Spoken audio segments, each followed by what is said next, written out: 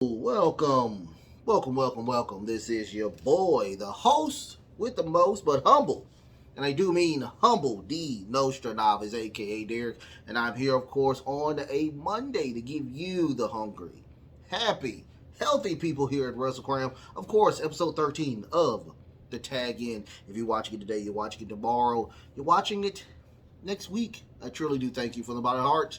To the depths of my loins, I truly do thank you. I'm here to give you the soft mellow tones of this voice right here. This voice to try to gradually get you back into the week that is coming up with not craziness, just with the nice soft mellow tones of your boy D Nostradamus. Okay, I'm happy that you are here. I'm happy that I'm here. I'm happy that everybody is having a great time. I know y'all have been waiting. I've been waiting as well. I'm happy to be back. I needed that week to just reflect and, just kind of just, woosah a lot of stuff out. I got some new stuff. I got a brand new shirt here. Also, I got some brand new stuff over here as well. If you look over here, I got Blue Beetle, I have Blade, and I have Black Adam. Also, I have Dwayne The Rock Johnson and the Big E with both of their championship belts over there as well. So hey, new stuff. Let's get some brand new stuff out of here or whatnot. But other than that or whatnot, let's get some spring cleaning out of the way and whatnot. Don't forget that your boy is on the TikToks at D Nostradamus. Also, I'm on the Twitter at the real Derek DERRICKG 86. Don't forget, and also, your boy does have a Facebook group page. It is called WrestleCram Super Club, WrestleCram Super Club. Go over there, hang out with your boy. Absolutely non-private. You can go over there, hang out, have a great time with me. Also, I'm putting clips all over the place. If it's not on TikTok, it's on Twitter. If it's not Twitter, it is on the YouTubes as well. So I'm everywhere, trying to get everywhere or whatnot. Slowly but surely, but I am there. I'm doing my thing. Today's show, we are going to talk about AEW Collision that happened Saturday. Also, we're going to talk about the WWE wanting a new Latino champion, and that's going to be coming up pretty much soon. Also, I got Kurt Angle thoughts on Roman Reigns, probably staying or probably going to Hollywood. And one more thing, my 2 cent and random thoughts going to be about can the TNT title in AEW, can that be salvaged? Can it be worked? Can it be functional as a legitimate title? Don't forget to like, share, and subscribe. You guys like, share, and subscribe. Let's talk about, of course, the Latino champion that WWE truly, desperately wants right now. This is from Cultaholic.com. Don't forget to go check out Cultaholic.com. They do have a website, a YouTube channel, and also a Facebook group page. I love their top 10s over there. Don't forget to go check out Cultaholic.com. It looks as though WWE is wanting to change things up when it comes to their title scene, as a recent report has indicated that WWE is wanting a Latino champion, as reported from Boozer Wrestling Twitter account. That's BWE. Has revealed that WWE wants a Latino champion. This could very well explain the recent developments on Friday Night SmackDown, in which Latino World Order members Rey Mysterio and Santos Escobar won their respective fatal four-way matches to earn the right to battle each other for the shot at Austin Theory's WWE United States Championship. Of course, with the LA Knight situation, we have some stuff with that as well or whatnot. He's not, of course, challenging for the United States champion, which led to, of course, them having the two Latinos score wins on Friday Night SmackDown.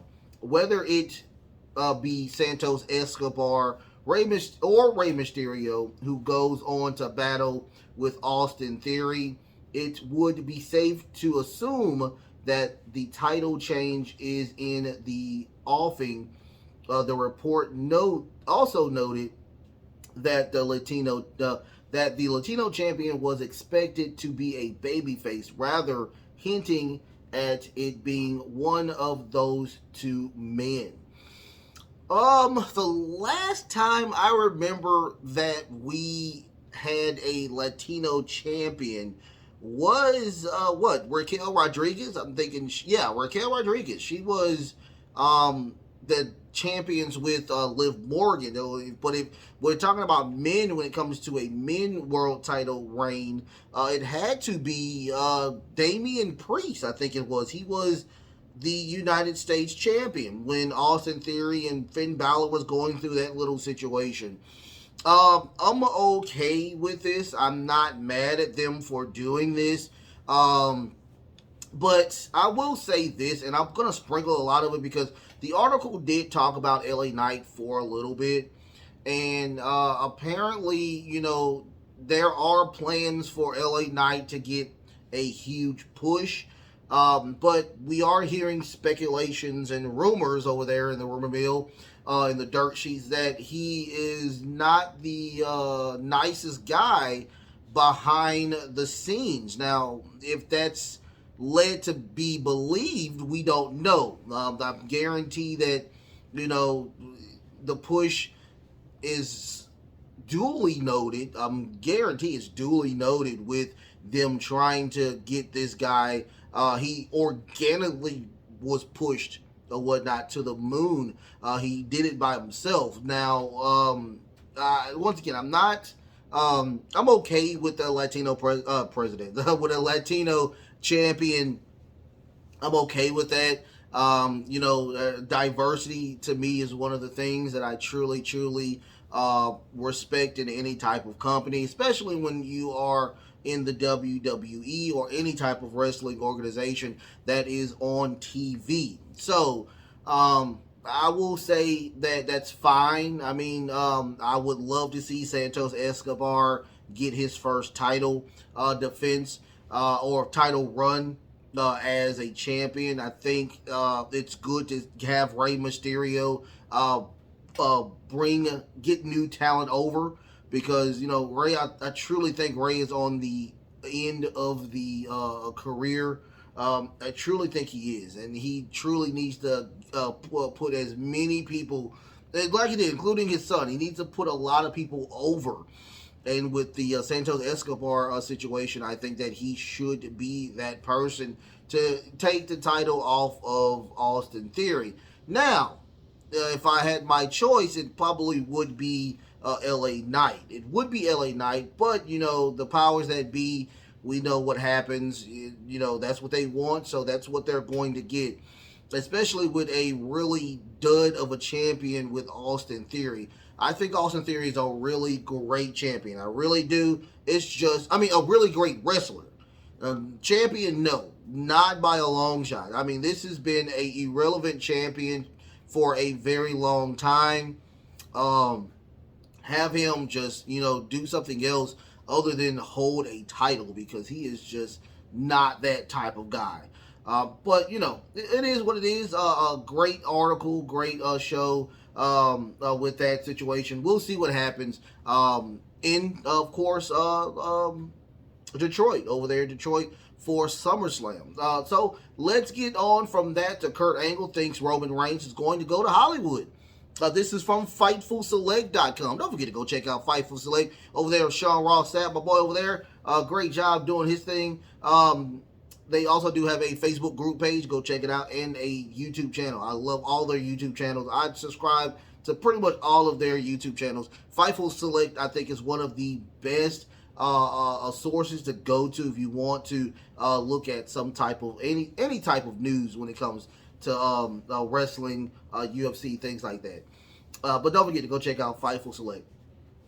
Kurt Angle talks about John Cena adjusting to WWE quickly and having a successful career, and why he believes Roman Reigns could surpass records by John Cena. Kurt Angle has a lot to do with the growth of John Cena. Kurt Angle was John Cena's first opponent on WWE main event roster and continued to fight John Cena at pivotal points of his career. While we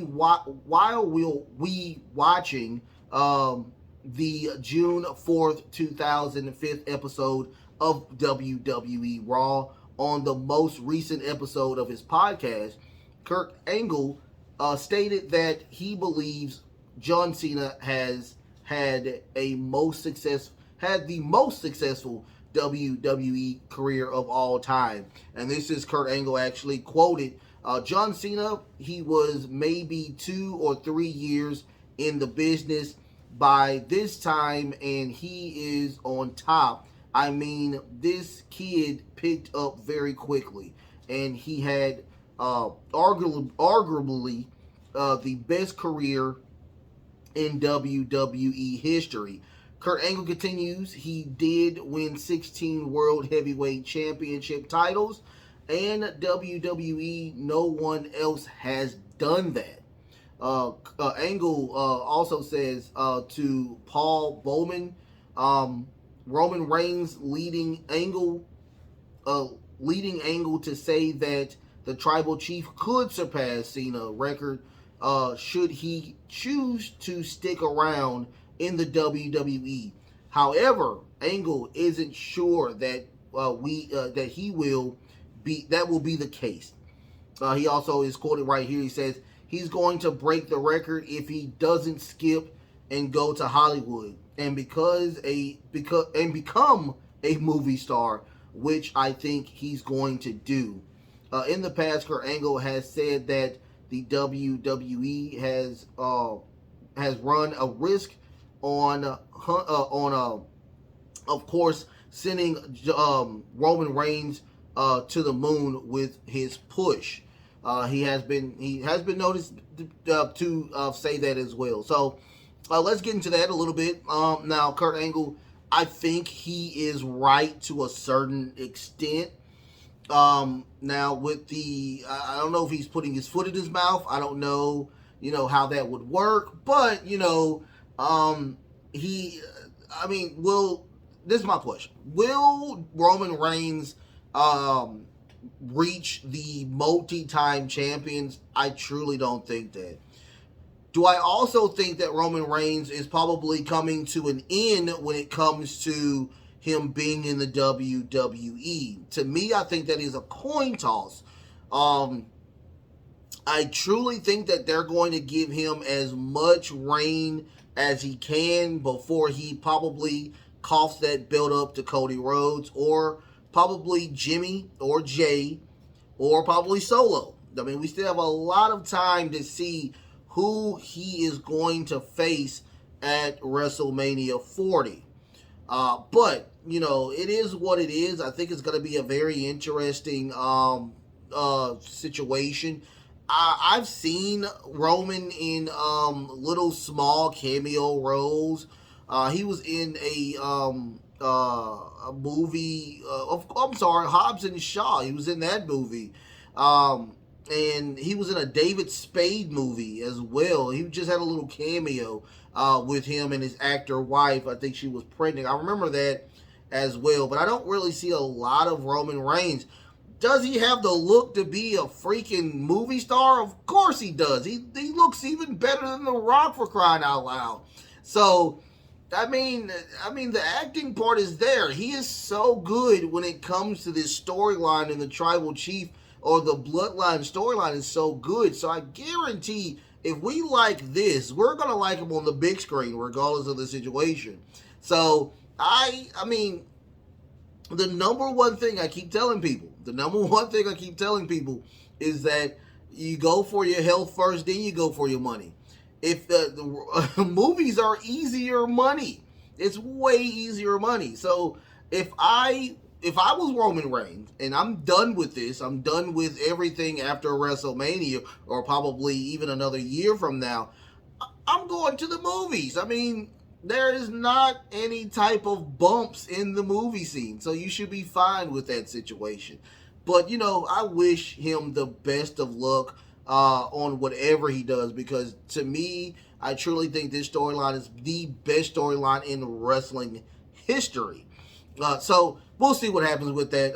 But let's go from that. Let's navigate over to AEW Collision. Now at the beginning, let's talk about Collision at first. Now, we are now getting a heel Ricky Starks again. I mean, we get a CM Punk where he's talking about MJF again. That looks very interesting. We had a main event that I thought was pretty decent. But we get one female match and a challenge after that match. I thought that was pretty interesting. But the biggest thing that I thought that was out of AEW Collision will be the match between the Acclaimed and House of Black. That was the biggest thing that I took out of pretty much the entire show. But let's get into it. Let's dig into it. First and foremost, we get a audio package or a video package of the Acclaim talking about winning their match against the trying to win their match for the trios titles against the House of Black. We get Action Andrade and Darius Martin just saying that they're going to win against Bullet Club Gold, and we get a beautiful car coming to the arena, and out comes your boy, my boy, the biggest star in AEW Collision, Absolute Ricky Starks. I'm going to put some respect on his name. Absolute Ricky Starks. After that, we get the very first segment. That's going to be Ricky Starks' celebration, of course, winning the Owen Hart Foundation tournament. Here's the thing about this situation. Let me say this. I knew that he was going to win, okay? I knew Ricky Starks was going to win. I thought that he was going to win as a face. I thought that he wasn't going to turn him heel. I thought that Samoa Joe was going to come back and try to attack CM Punk. My bad, it didn't happen. But, it is what it is. But we get a crowd saying, you deserve it. And Ricky Starks says he couldn't agree more with this situation. And he loved the city for actually saying that. They're in New Jersey. They crapped on New Jersey a lot in this show. He also had a bag, and he said, like, you want to know what's in this bag? He's like, well, it's nothing. I just wanted to show off my Louis Vuitton. So he says, if given the chance, they would. And Tony Schiavone talks about, of course, him holding the ropes.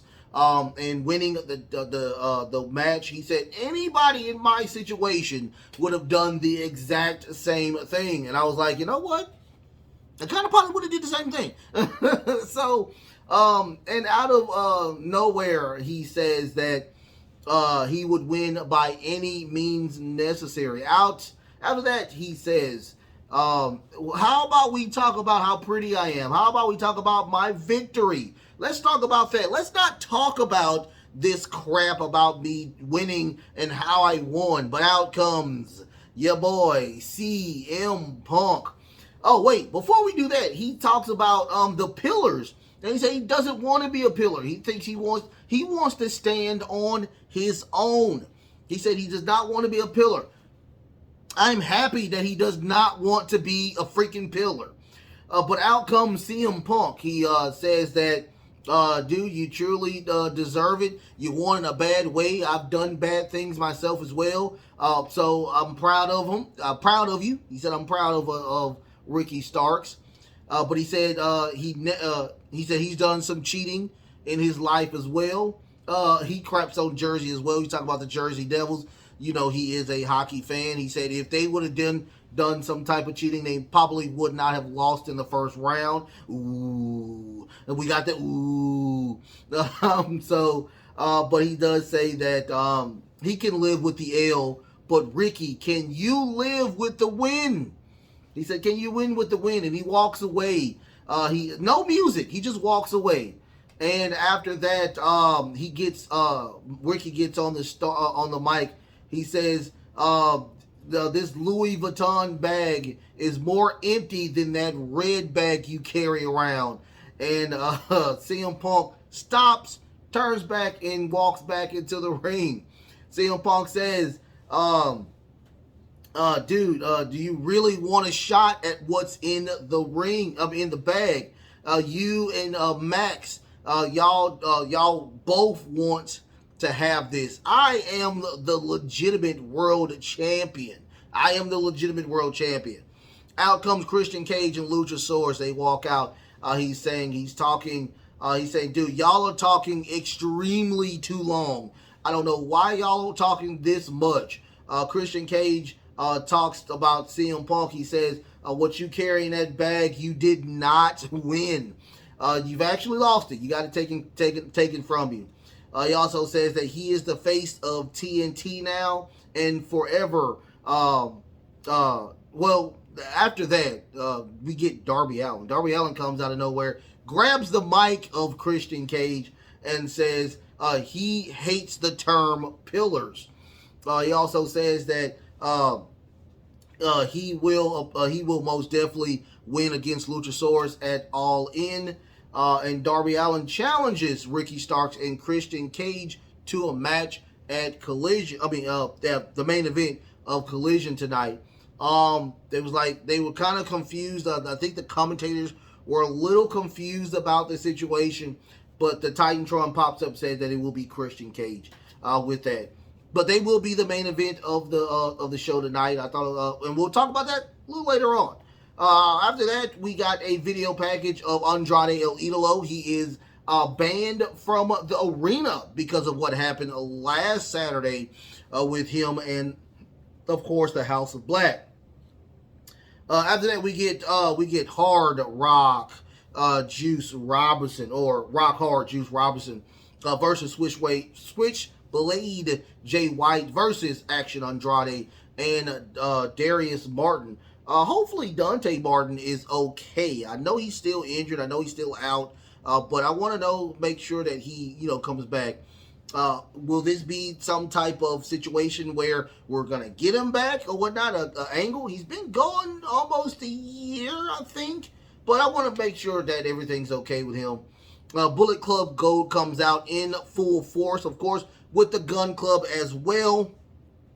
The Bang Bang Gang, pretty much not a lot to offer in this match. The Gun Club did kind of put a little bit of shenanigans in the match, but we do get a win by the Juice Robinson and Jay White with the Blade Runner. We got that taken care of.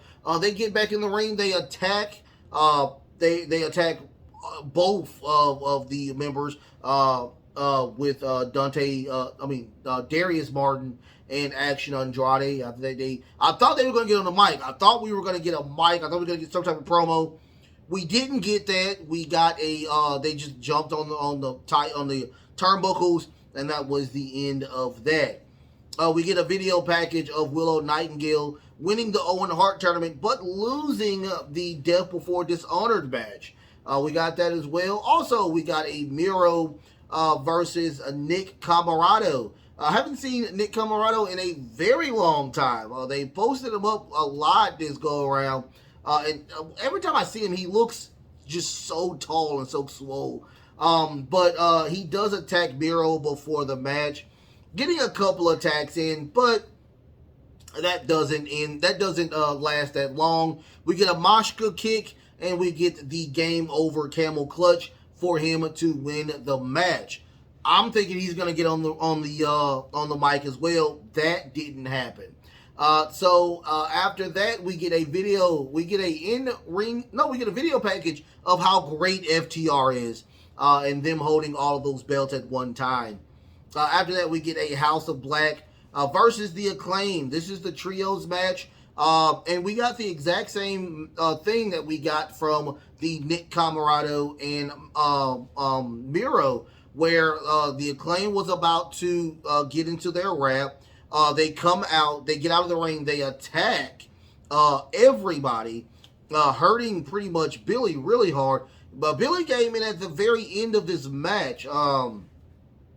And at the end of this match, I would suggest anybody go watch it. It's not a really long match, but it kind of shows that the Acclaim isn't not even touching the hems of the garment of House of Black. To me, it seems like that. But we do get a hot tag to Billy Gunn to try to change the momentum. We had Malachi on one side, and we had Buddy Matthews on the other turnbuckle, where Billy was about to go back and forth doing splashes on them, but out comes Brody King with a beautiful clothesline and a black mass kick and a pin for the House of Black to retain their titles. Now, after the match, Malachi grabs Billy Gunn and talks to him. And after that, I'm guessing that scared Billy, and that put Billy. He took his laces out of his boots and put his boots in the middle of the ring. That does indicate that hey, I'm retiring. I'm putting my boots up. The Acclaim tried to talk to him. Matt and Caster tried to talk to him. He pushes him away and he walks to the back. Caster grabs the boots and they go to the back as well. So we'll see what happens with this situation. That's the biggest thing I think of, that what happened in the entire thing that was like, wow, that's a wow moment. So we do get a recap of the Royal Rampage. And of course, whoever won that match would face Luchasaurus, not Christian Cage, Luchasaurus, for the TNT title. After that, we do know Darby Allin is the winner of that, and he will be facing Christian Cage, Luchasaurus, for that title at All In.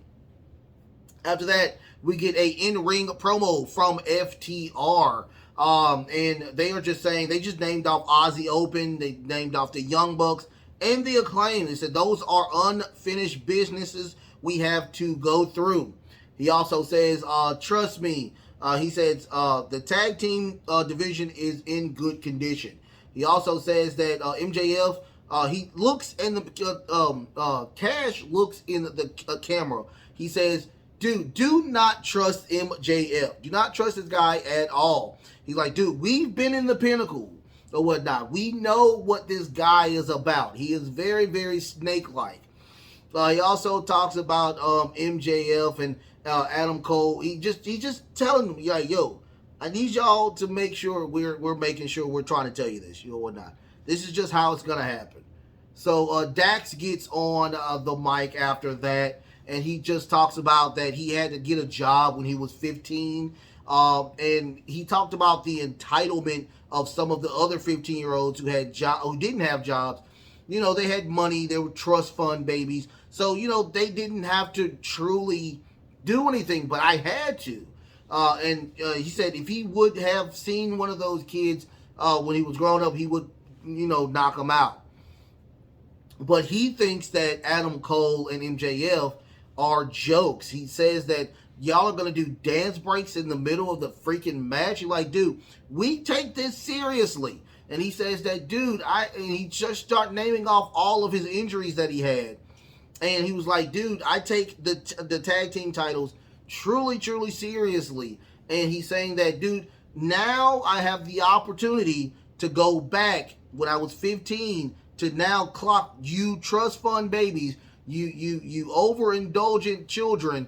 Now I can knock you out, and I can actually get this win for my 15-year-old self. This is not going to be no dance breaks, no comedy. This is going to be a serious match. Top guys out. I love FDR. I'm so happy that they did not go back to the WWE, because that division is not even known or whatnot. I love FTR without a doubt. The tag team division is truly, truly strong over there in AEW. After that, we get a recap of Blood and Guts. Of course, if you don't know who won Blood and Guts, the Golden Elite won Blood and Guts. Didn't even see the match and whatnot. I didn't watch any wrestling the week that I was going, so I didn't even watch it. I heard it was pretty decent, pretty good. So, but Jim Cornette said it was bad. I love Jim Cornette. Go check out Jim Cornette as well. But yeah, it is what it is. After that, we get a Sky Blue versus Taya Valkyrie match. Taya's putting a brand new finisher, grabbing Sky Blue and grabbing the legs of Sky Blue and then kind of pummeling her head face first into the ring, knocking her completely out. It looked pretty brutal. But Taya gets on the mic after, of course, the match, and she talks about Britt Baker. She's like, I'm back in the winning. I'm back in the winning. She's back in the winning. So how about we have a match for next Wednesday at Dynamite? And that was the end of that, and she walks off. After that, we get a recap of AR Fox winning his match at Death Before Dishonor. They said that was probably one of the matches of the night. So he will be challenging Orange Cassidy for that international title on, I think he's going to be doing that on Wednesday at Dynamite. I may be wrong. After that, we get the main event, Christian Cage versus Absolute Ricky Starks. Christian Cage and Absolute Ricky Starks versus CM Punk and Darby Allin. At the beginning of this match, Ricky Starks and Christian Cage is like, I don't want to because the first person that was on the other side was CM Punk. He wants to start the match off. So he was like, I don't want to start the match off. Ricky Starks like, I don't want to start the match off. Christian Cage like, I don't want to start the match off. So I was like, so they just fighting back and forth. They finally get Ricky Starks to get into the ring. But we also see a ex-TNT champion, which is Scorpio Sky. He's in the top of the Raptors looking at this match as well, because he do know that the next challenger will be Darby Allin, and whoever wins out of those two will be the next TNT champion. So so I can't wait to see what Scorpio Sky is looking for. So towards the end of this match, we get a suicide dive by your boy Darby Allin, and he runs into Luchasaurus. And when I tell you that Luchasaurus did not move, that's how creepy it was. Christian Cage grabs Darby Allin, throws him into the commentator's desk, like the where the logo is, breaking the desk on the side there. We get a super reverse DDT off the top of the rope by Ricky Starks and Darby Allin, giving the opportunity for Darby Allin to try to do a coffin drop. That didn't happen because Luchasaurus comes in to stop that. We get a Ricky trying to we get Darby trying to do a pin. He rolls over. Ricky Starks gets the rollover and holds the rope yet again to win the match. Lots of craziness with this. Very fun match. Second best match of the night. I will tell anybody to go check that match out as well. But we have a lot of more between Ricky Starks and CM Punk. We will see what happens with that situation. Very fun tag match altogether. By all means, this collision wasn't the best collision. It was an okay collision. I really, truly enjoyed it. I enjoy every collision, but it wasn't the best. But I did enjoy it. Now, the main thing that I took out of this was of course, the Andrade situation, and of course, the Billy Gunn situation. I would like to see what Taya Valkyrie is going to do with the Britt Baker, getting some type of angle taken care of. It looks like Britt is by herself now. So we'll see what happens with that as well. Very fun show, but once again, it wasn't the best, but it was a fun show. So let's navigate from there to my 2 cents, where I will talk about, of course, can the TNT title be salvaged? Can it be restored? Can it be resurrected? I truly think it can.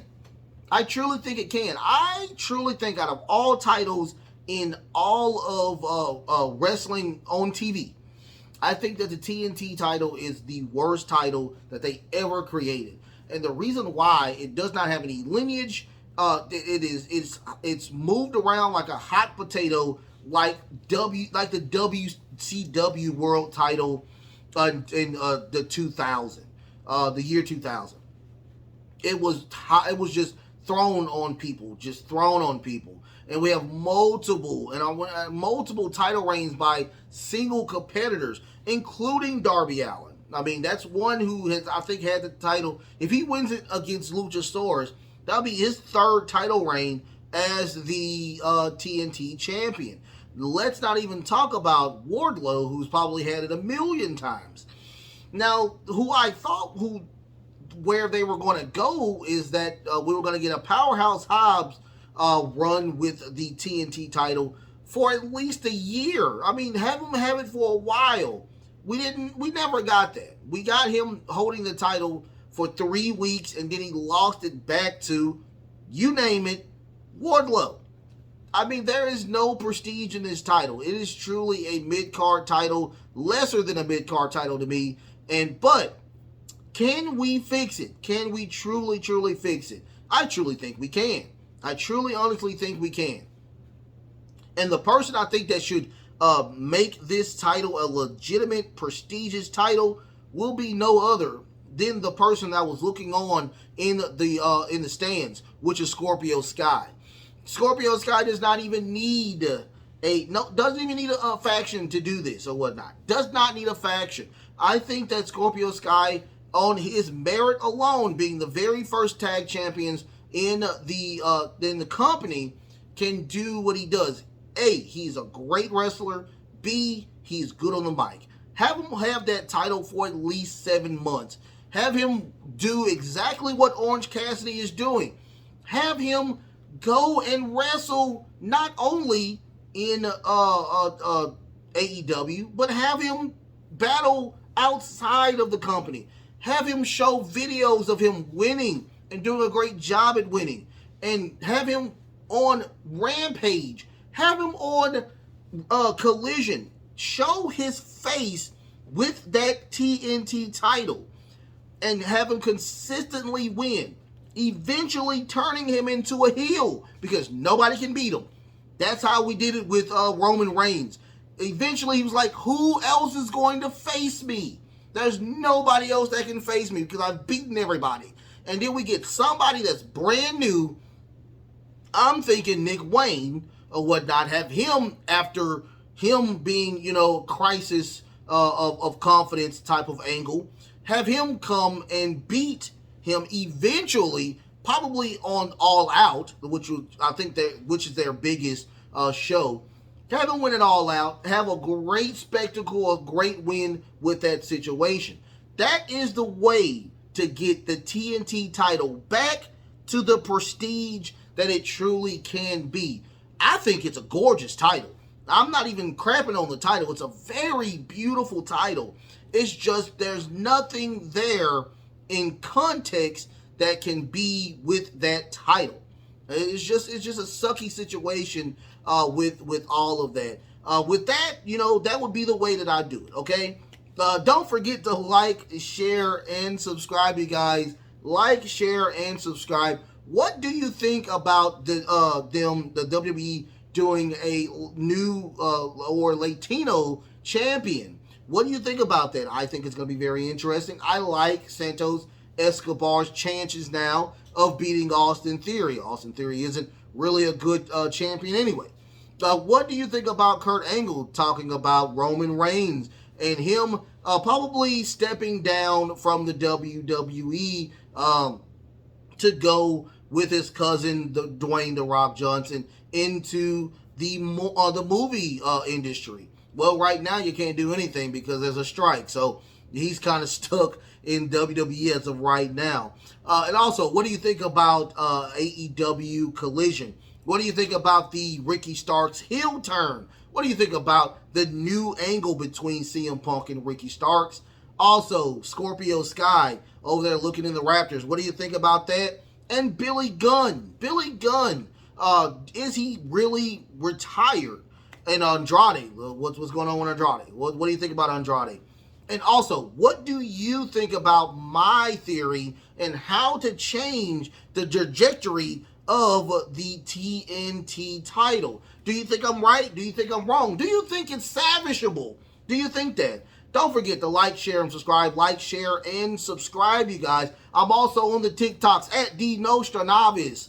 I'm also on Twitter at TheRealDerrick, DERRICKG86. And I'm on Facebook. I do have my own Facebook page.